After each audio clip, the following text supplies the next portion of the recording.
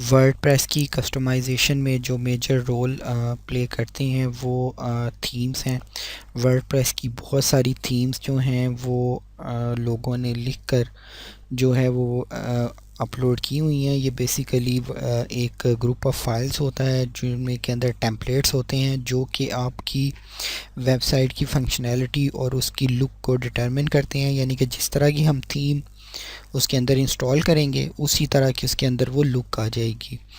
WordPress की जो themes हैं उसमें फ्री ऑफ कॉस्ट थीम भी मौजूद हैं काफ़ी सारी, जो लोगों ने बनाकर wordpress.org पर अपलोड की हुई हैं। इसके अलावा बहुत सी जो हैं वो पेड थीम्स भी हैं जो कि डिफरेंट वेबसाइट टेम्पलेट प्रोवाइड करने वाली वेबसाइट पर मौजूद हैं, जैसा कि templetemonster.com है या themeforest.net है या themezilla.com। इस तरह की बेशुमार साइट्स हैं जहां से आपको ये थीम्स मिल जाती हैं। लेकिन अगर आपको आप डेवलपमेंट स्टार्ट कर रहे हैं तो बेहतर है कि आप फ्री थीम्स यूज़ कर लें। लेकिन अगर आपके पास कोई ऐसा कस्टमर आता है तो आप उसे templetemonster.com वगैरह की वेबसाइट का विज़िट करा दें और उसे कहें जनाब कि यहाँ पर से आपको जो थीम अच्छी लगती है वो सेलेक्ट कर लें, उसकी कॉस्ट जो है वो पे कर दें और डाउनलोड करके आप उसकी कस्टमाइजेशन कर दें, उसकी एडिटिंग वगैरह कर दें, उसके अंदर डाटा वगैरह कंटेंट्स जो हैं वो अपलोड कर दें। ठीक हो गया जी। अब जो हमारे पास थीम फ्री ऑफ कॉस्ट आती हैं उनके अंदर हमें डेटा वगैरह लोड करना होता है उससे, लेकिन जो बाज़ थीम्स जो हैं templetemonster.com वगैरह से उनके अंदर साथ एसक्यूएल फ़ाइलें भी आती हैं और उस एसक्यूएल फ़ाइलों को हम PHP माई एडिटर वगैरह में रन करके उसके अंदर लोड कर सकते हैं।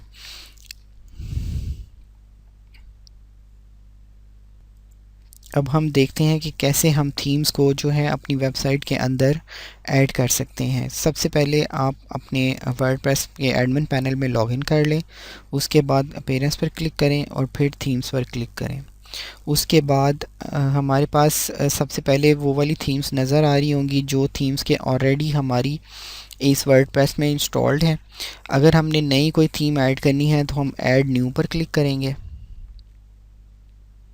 और हमारे पास थीम्स की जो है वो लिस्ट आना शुरू हो जाएगी। इसमें हम पॉपुलर, लेटेस्ट और सर्च भी कर सकते हैं थीम्स के नाम से। अगर हमने कोई थीम पहले इंस्टॉल की थी और उसका नाम हमें याद है तो यहाँ हम उसको सर्च कर लेते हैं। यहाँ पर हम फॉर एग्ज़ाम्पल ये वाली एक थीम जो है वो हमें कुछ अच्छी लग रही है तो हम इसके ऊपर क्लिक करेंगे तो ये इसका प्रीव्यू हमें दिखा देगा कि हमारी वेबसाइट पर ये किस तरह की नज़र आएगी। ठीक है जी। उसके बाद अभी आप देखेंगे कि जो प्रीव्यू नज़र आ रहा है वो डिफरेंट है जो कि उस बनाने वाले ने अपना इमेज लगाया हुआ है। बेसिकली ये इसके अंदर उसने डेटा वगैरह अपलोड किया हुआ है, जो उसके अंदर हेडर वगैरह इनेबल किया हुआ है जिससे इसकी जो है ये वाली लुक आ रही है। तो अभी हम बाद में इसको देखते हैं कि किस तरह हम कस्टमाइज़ करके इसकी तकरीबन वैसी ही लुक बना लेंगे जैसी कि यहाँ पर नज़र आ रही है। तो सबसे पहले थीम को इंस्टॉल करने के लिए इंस्टॉल के बटन पर क्लिक करें। यहाँ पर कुछ भी डाउनलोड वगैरह करने की ज़रूरत नहीं है, आपका ये थीम खुद ही डाउनलोड होगी, खुद ही एक्सट्रैक्ट और खुद ही इंस्टॉल हो जाएगी। जी, डाउनलोड होने के बाद खुद ही अनपैक होकर खुद ही थीम जो है वो इंस्टॉल हुई है और खुद ही हमारे पास वो इंस्टॉल हो गई है। उसके बाद आप इसमें ये करें कि आप इसको एक्टिवेट के बटन पर क्लिक कर दें। ठीक हो गया जी। जब ये एक्टिवेट हो गई तो ये हमारे पास करंट जो है वो थीम आ गई है। अब इस थीम को कस्टमाइज़ करने के लिए हम कस्टमाइज़ के बटन पर क्लिक करते हैं।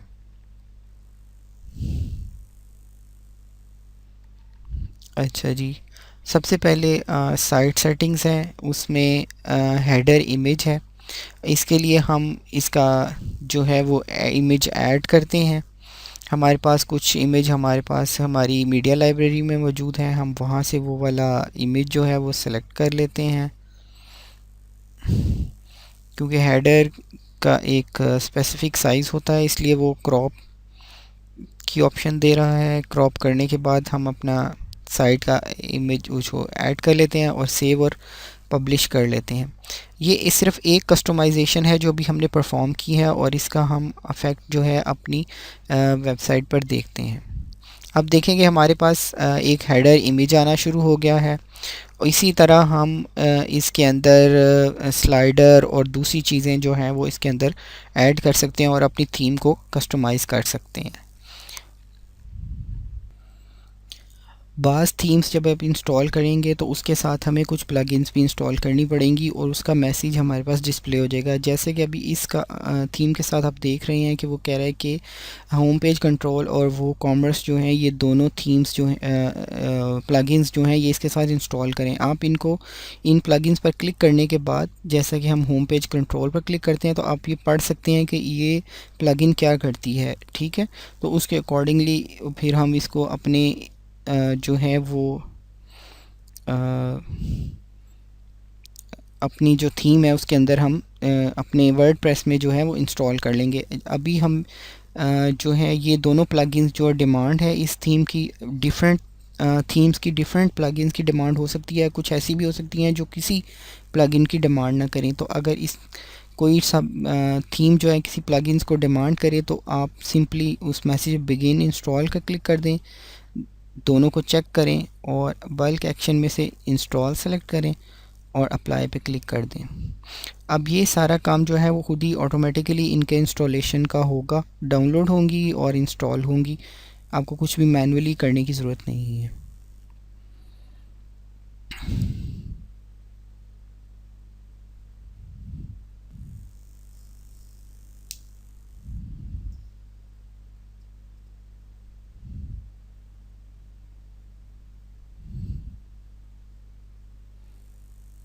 जब दोनों जो प्री रिक्वायर्ड प्लगइन रिक्वायर्ड थी वो इंस्टॉल हो गई तो अब दोबारा थीम्स पर जाएं और जो हमारी थीम्स है उस पर क्लिक करें तो आप देखेंगे कि कोई भी मैसेज नहीं आ रहा कि वो थीम्स को इंस्टॉल करें, लेकिन हमारे पास ये मैसेज आ रहा है कि जो प्लगइन्स इसके लिए हमें चाहिए थी उनको एक्टिवेट करना है। इंस्टॉल होना और एक्टिवेट होना दो अलग चीज़ें हैं। अब हम इनको एक्टिवेट करते हैं, दोनों को सेलेक्ट करें और एक्टिवेट बल्क एक्शन में से एक्टिवेट क्लिक करें और अप्लाई कर दें। अब हमें जो भी थीम्स के साथ प्लगइन्स वगैरह चाहिए थी वो हमने इंस्टॉल कर ली। इसके अंदर एक हमने वो कॉमर्स जो इंस्टॉल किया उसकी अभी फ़िलहाल इतनी ज़रूरत नहीं थी, लेकिन उसकी डिमांड थी वेबसाइट की, तो हमने कर ली। अगर ना भी करते तो उसके बगैर भी हमारी जो थीम है वो सही चलनी थी, लेकिन बाज़ प्लगइन्स जो हैं थीम को फुली फंक्शनलिटी अचीव करने के लिए जो है वो ज़रूरी होती हैं।